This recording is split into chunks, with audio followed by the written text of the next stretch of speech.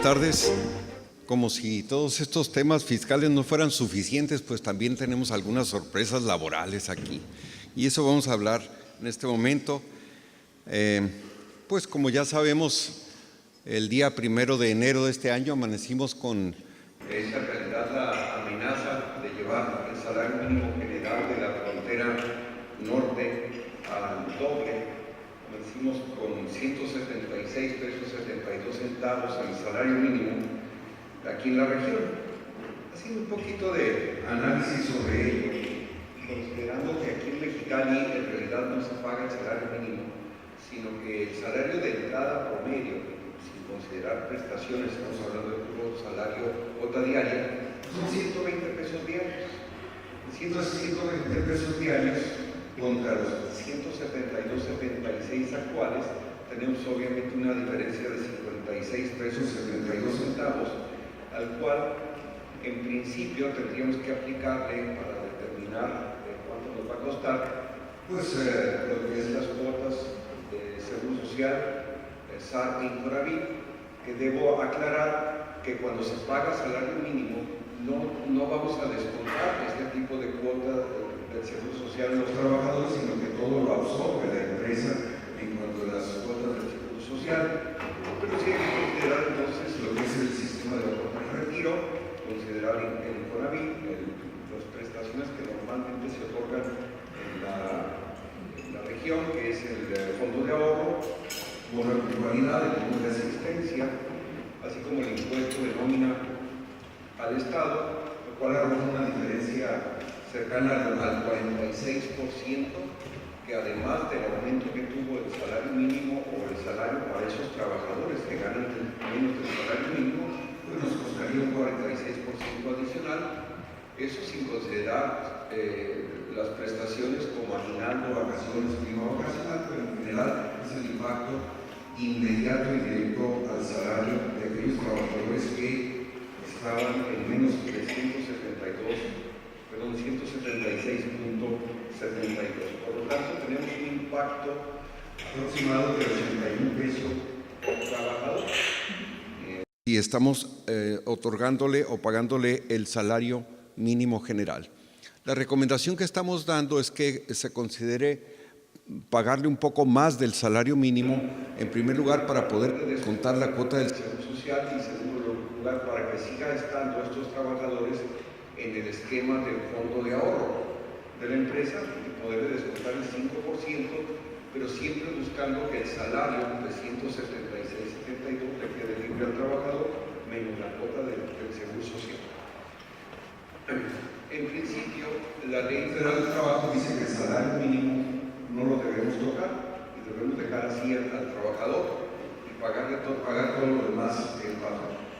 Sin embargo, el artículo 97 de la Ley Federal del Trabajo nos da las excepciones a la regla. Al salario mínimo se le puede descontar únicamente cuando llega una orden de pensión alimenticia por parte del juez de los familiares.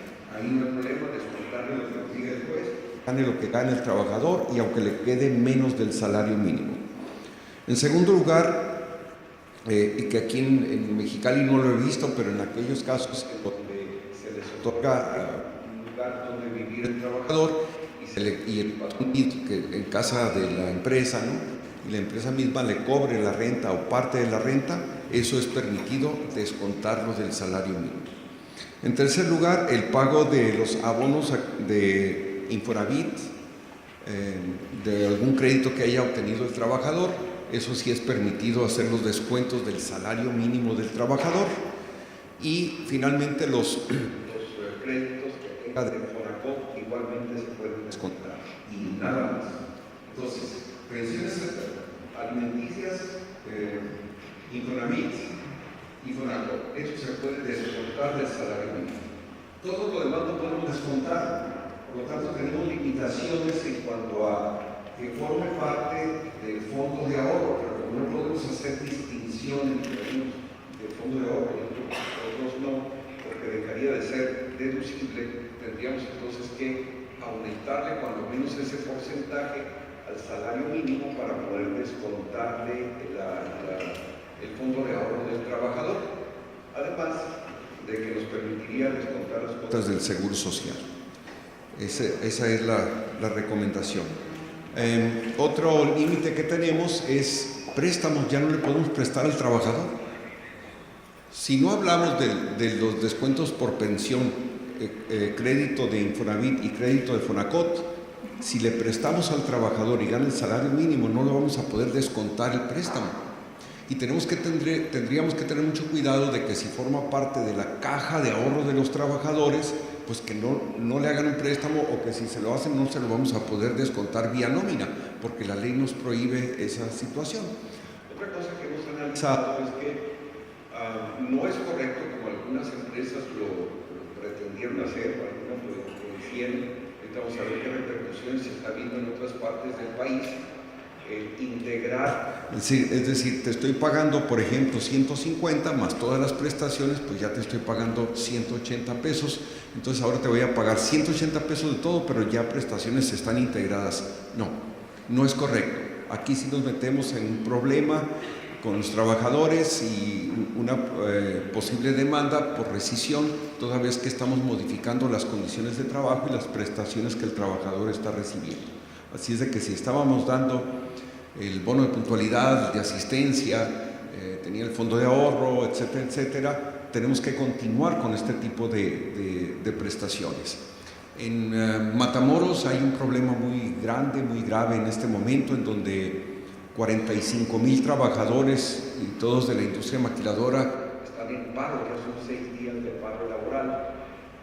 Esto debido a un problema que se tiene de interpretación del contrato colectivo de trabajo que tienen, porque allá la CFE es muy fuerte, que ya lo que sucede es que el contrato colectivo dice que cada año se van a revisar los salarios, pero que el aumento no podrá ser menor que el aumento que obtengan del salario mínimo, y no solamente para los trabajadores de salario mínimo, es para todos los que están en el tabulador, no importa la categoría que estén o cuánto estén ganando. Sin embargo, la emisión de la resolución de la Comisión Nacional de Salarios Mínimos, cuando habla del aumento de nuestra región y en todo el resto del país también, establece que este aumento o esta resolución no deberá tomarse en cuenta ni ser referencia para efectos de la revisión de los contratos colectivos de trabajo. Entonces, el líder sindical de Tamaulipas les explica esto a los trabajadores, y como no les gusta la explicación, se lo brincan y dicen: te haces a un lado, ahora el pago lo hacemos los trabajadores. Y hay un problema muy grave. Problema que también se presentó en la ciudad de Nogales, con alrededor de 2.500 trabajadores. ¿Por qué se fueron ellos a paro? Pues porque la empresa lo que hizo es integrarle las prestaciones para seguirles pagando lo mismo. Cuando se dieron cuenta del problema que estaban, y seguramente con el asesoramiento de sus abogados, les han dicho: no, espérame, no les quite las prestaciones. Entonces dieron marcha atrás, les aumentan el salario y continúan los trabajadores con esas prestaciones, y inmediatamente fue un día nada más de paro, al siguiente día ya estaban trabajando los trabajadores. Entonces, a veces por ahorrarnos un poquito puede repercutir grandemente en lo que en la práctica puede darse, y con el ambiente laboral tan especial que tenemos actualmente. Un cliente por ahí que nos invitó a dar un poquito de esta plática con personal de confianza, nos decía pues, que la inquietud de los trabajadores, de todos, es que ya esperan que todo el mundo gane el doble, ¿no? Ojalá así fuera. Entonces les aumentamos los honorarios a nuestros clientes inmediatamente, ¿no? Pero no puede ser así. Nada más a los de salario mínimo. Por ahí hicimos un comunicado que nos pidieron hacerlo. Decíamos que la resolución de la CONASAMI decía que para los trabajadores que ganaron menos de lo que es actualmente el salario mínimo, 176.72, pues se aumentaba su salario hasta esa cantidad. Esto había sido por disposición también del presidente de la República, pero que en la misma resolución el presidente de la República no establecía ningún beneficio para trabajadores que ganaran más de esta cantidad. Lo hicimos de esa manera la redacción porque los trabajadores siempre se van contra la empresa, y en este caso pues creo importante decir: a ver, el presidente dijo que a los que ganaran menos del salario mínimo, no es para ti, no te dio ningún beneficio. De alguna manera creemos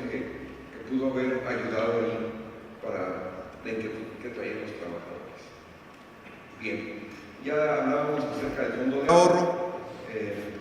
Como no es sujeto de descuento, el salario mínimo no podríamos más que aumentarle ese porcentaje, esa cantidad de fondo de ahorro para los trabajadores y que continuaran dentro de esta prestación. Ya vimos esto. Bien. Algún cliente nos comentó que tenían trabajadores de jornada reducida. ¿Cómo le hago si no importa si trabaja 1 hora, 2 horas o 4 o las 8? Lo mínimo que debo pagar es el salario mínimo cada vez que va a trabajar el trabajador. Entonces, ¿cómo le hago? Pues para pagarle menos. Lo que hicimos ahí es un contrato de trabajo donde estuviera bien claro que los trabajadores deberían laborar jornada completa, las 8 horas, a cambio del salario 176.72 o un poco más si estaban pagando ese poco más, y en un documento independiente al contrato, pues que nos pida un permiso en forma más o menos permanente o más bien indefinida de 3 o 4 horas que no va a ir a trabajar, y entonces ya convertimos aquella jornada reducida en una jornada completa pero con permiso. Entonces creo que por ahí podríamos salir adelante. Bien.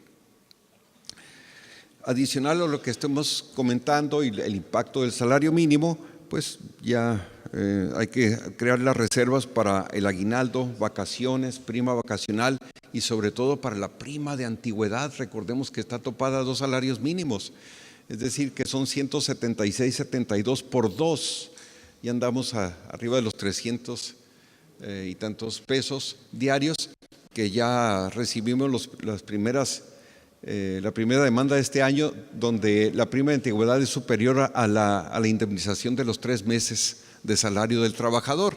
Entonces ahora le vamos a tener miedo a la prima de antigüedad y no a la indemnización. Vamos a querer negociar la prima de antigüedad, pero bueno, es una situación que le corresponderá al trabajador, nos va a impactar bastante. Y recomendación en general, que aunque hace 3 años que se crea las famosas UMAS, unidades de medida, y donde decía que aquellos créditos que estuvieran tasados en salarios mínimos, como era antes el Infonavit, que ahora bueno, se va a seguir tasando, pero sobre UMAS y no sobre salarios mínimos. La recomendación es revisar ahí los contratos y los descuentos de los trabajadores, y aquellos que tengan o tengamos créditos hipotecarios, pues también revisar, no es que se nos vaya al doble la deuda. El impacto externo en cuanto al aumento del salario mínimo, pues obviamente la industria, los productores, su costo de producción va a aumentar. Esto va a repercutir en el comercio y finalmente en los consumidores. Y si aquí en Mexicali el promedio de ingreso de los trabajadores, 150 pesos de entrada, perdón, 100, ¿cierto? A los 176 probablemente se lo inflación, que este aumento va a considerar en los próximos días probablemente. Bien, eso es en cuanto al impacto en el aumento del salario mínimo y lo que recomendamos cuidar. También en este año, bueno, fue a finales de diciembre, pero publicado en este año, hay una propuesta de reforma a la Ley Federal del Trabajo que quiero comentarles que es una propuesta muy similar a la que teníamos el año pasado y que había presentado la fracción parlamentaria del PRI, y que Morena no la quiso porque dijo que no le gustaba para su gente, y ahora Morena presenta la misma iniciativa pero le pone la firma de Morena, y entonces dice que ahora es la mejor de todas. Y creemos pues obviamente que va a pasar por ahí. ¿Qué es lo que tenemos por ahí? ¿Qué toma en cuenta esta iniciativa? Esto es en la exposición de motivos. Bueno, que exista, regresar un poquito, que existe ya la reforma a la Constitución, mediante la cual probablemente ya habían escuchado todos ustedes, las juntas de conciliación desaparecen y pasan a ser tribunales del trabajo, dependiendo de otra área que es el Poder Judicial. de donde siempre debió haber estado. Otra parte de la exposición de motivos es que en base a la última revisión del Tratado de Libre Comercio, que ahora por sus siglas es un nombre un poquito diferente, el anexo 23, que fue el que integran los sindicatos de los Estados Unidos, dice pues que debe haber libertad sindical en México, que debe haber mayor control, que debe haber transparencia, que debe haber rendición de cuentas dentro de los sindicatos, y entonces pues eso tenemos que adecuar la ley al respecto. Y finalmente, pues aparte de la rendición de cuentas y transparencia, también ahorita lo vamos a ver, equidad de género. Bien, entonces tenemos dentro de la iniciativa Democracia y Libertad de Asociación, esto es sindical, perspectiva de género, la nueva justicia laboral y algunos cambios que vienen en cuanto a cómo se llevarán a cabo los juicios y las demandas laborales. Y finalmente, esto es un agregado propio, es efectos en recursos humanos.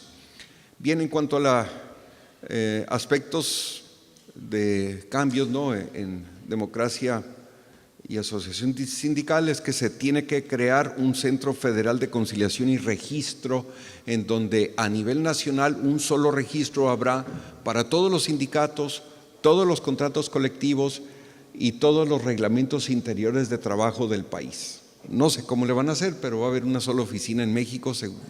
Por ahí se habla de que probablemente haya una especie de delegaciones, pero va a ser una oficina independiente a los tribunales del trabajo. El procedimiento de registro y reconocimiento de creación de sindicatos también tendrá que ser en la Ciudad de México, y tendrán la obligación los sindicatos de rendir cuentas a sus agremiados y que estos estén autorizados en asamblea, y que si hay alguna modificación que hacer a los estatutos sea por medio de asamblea de los asociados del sindicato, e inclusive que si se va a hacer una revisión de contrato colectivo, como se hace cada año, sindicatos con empresa, que tiene que estar avalado por la mayoría de los trabajadores o bien por una comisión que el propio sindicato y sus agremiados formen para que estén presentes en la negociación de los contratos colectivos de trabajo.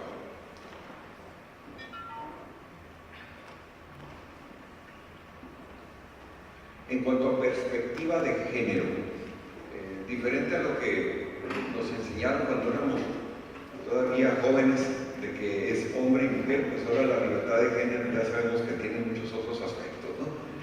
Y tendencias.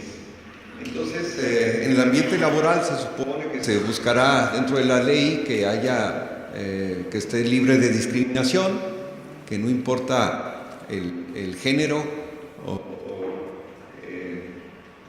para qué lado les guste el género. Las demandas por discriminación, bueno, déjenme comentarles algo al respecto.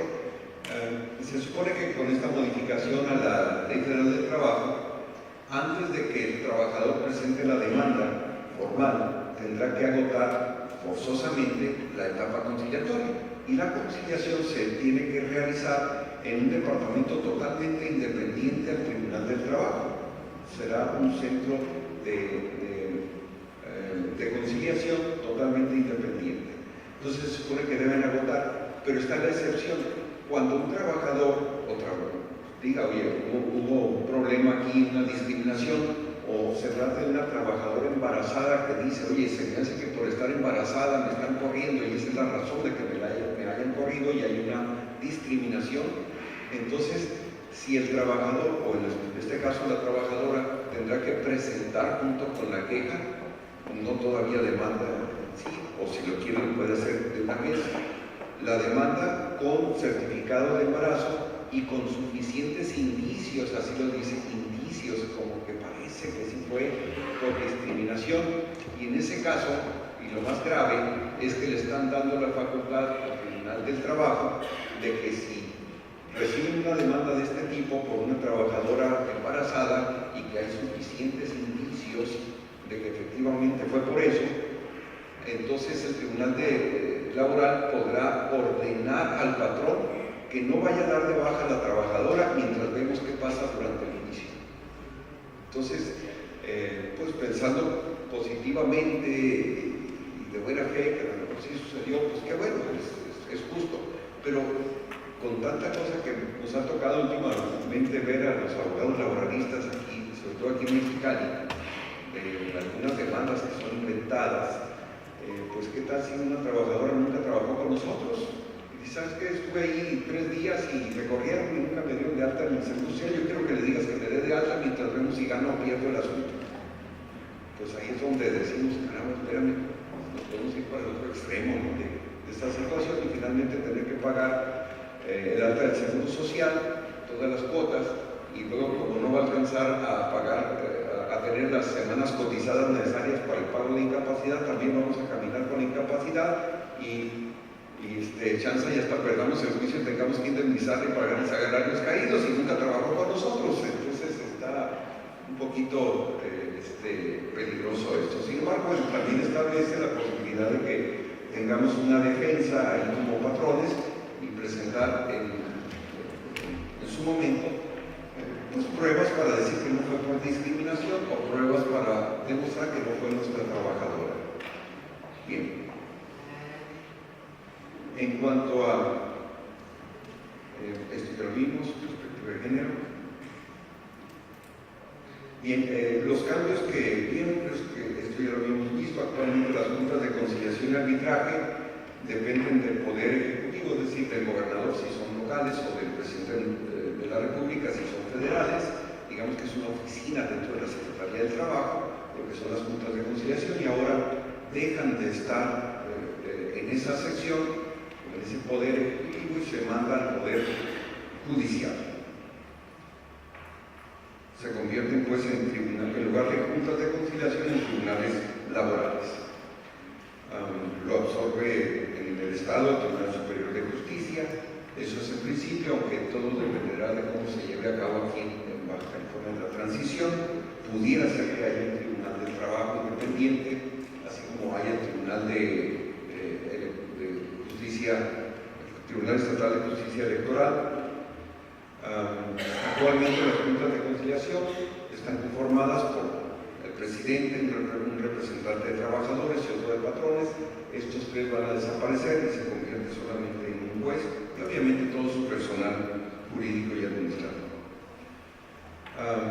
Ya hablamos de que habrá centros de conciliación.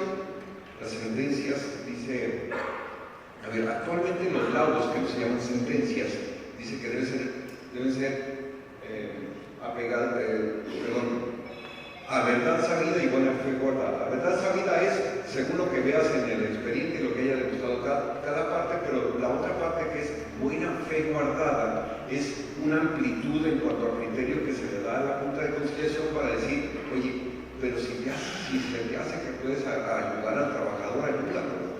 Entonces es ahí donde la Junta de Conciliación entra con la buena fe guardada, y ahí se excusa para decir, pues sí, pero mira, parece que no lo corriste, pero pobrecito, a buena fe guardada, vamos dándole a él una indemnización porque está muy pobre el trabajador. Sí, y sin embargo, esta parte de aquí, en la Constitución, en la modificación que hubo en 2017, ya quita estos 2 principios y ahora dice que las sentencias deben ser apegadas a la legalidad. Entonces ahí se nos da mayor tranquilidad a los patrones porque le quita un poquito de discrecionalidad a la autoridad. Pero esta reforma que viene de la ley del trabajo, en lugar de respetar lo que la Constitución dice, vuelve al principio de que deberán ser dictadas las sentencias a verdad sabida y buena fe guardada. Entonces, aquí está en contra de la Constitución. Habría que ver si a través de un amparo ya se declara inconstitucional, pero el efecto va a ser declarar inconstitucional seguramente la sentencia que recibamos y que vuelvan a dictar otra apegadas a la ley y desapegadas a la buena fe guardada.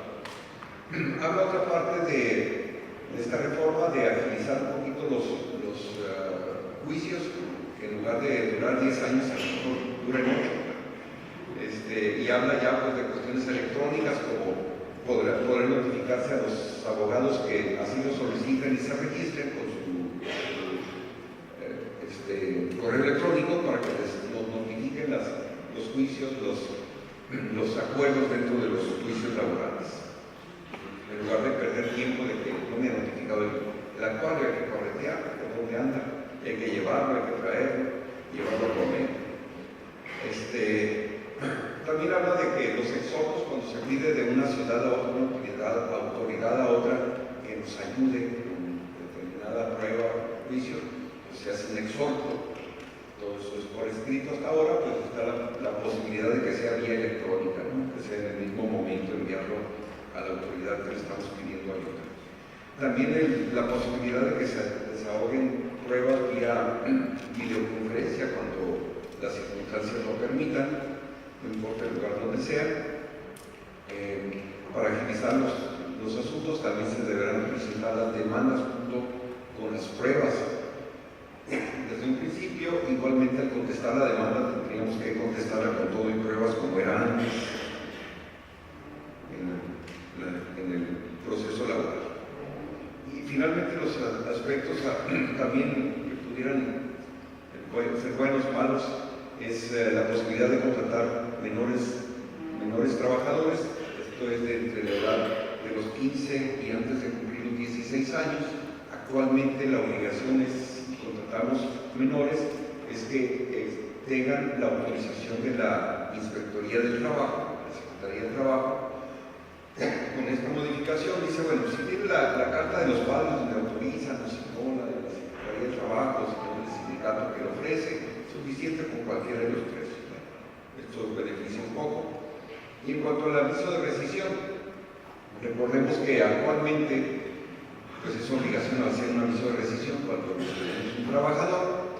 Y dice la ley, el solo hecho de no entregar el aviso de rescisión al trabajador es suficiente para perder el caso. El trabajador va a ganar porque se entiende que el despido fue injustificado por más pruebas que presentemos de lo que hizo el trabajador. Con esta reforma dice que si no se entrega el aviso, se presume despido injustificado. Y esa palabra presunción significa que podemos aportar pruebas de que sí lo hicimos, ¿no? Ya no es tan tajante así de que nos hagan perder desde un principio. Esto pues sí pasa esta iniciativa de reforma. Las indemnizaciones que establece esta reforma, ya cuando gana el trabajador el juicio, ya no es con el salario que tenía el trabajador cuando el despido, sino el salario que esté vigente con otros compañeros del mismo puesto en el momento de pagar la indemnización. ¿Cuánto nos va a costar? Pues quién sabe. Hay que congelar los salarios de todos los demás hasta que el juicio se detenga, hasta que el juicio se termine, ¿no? Bien. Y sanciones especiales, finalmente, por ahí establece que solamente en caso de que un trabajador sufra un riesgo de trabajo y haya sido por negligencia del patrón, por no atender, por no darle los equipos de seguridad, y que como consecuencia de ello el trabajador resulte con una incapacidad permanente parcial, entonces el patrón puede ser sujeto de una multa hasta por 2.000 unidades de medida, 2.000 UMAS, que son 160.000 pesos aproximadamente. Pero si la incapacidad no es parcial, sino total, permanente, bueno, pues puede ser sujeto a una multa de 3.500 UMAS, unos 280.000 pesos. Recibos de pago con CFDI, fíjense, todavía el área laboral estamos a la antigüita. Dice, en principio todos los recibos de pago y todo lo que se trate del trabajador tienen que estar firmados, todos. Sin embargo, dice, bueno, si tienes CFDI, a pesar de que el Código Fiscal dice que los CFDI tendrán validez para efectos legales, cosa que no hay mentira más grande para los laboralistas que eso que dice el Código Fiscal, eso no es cierto.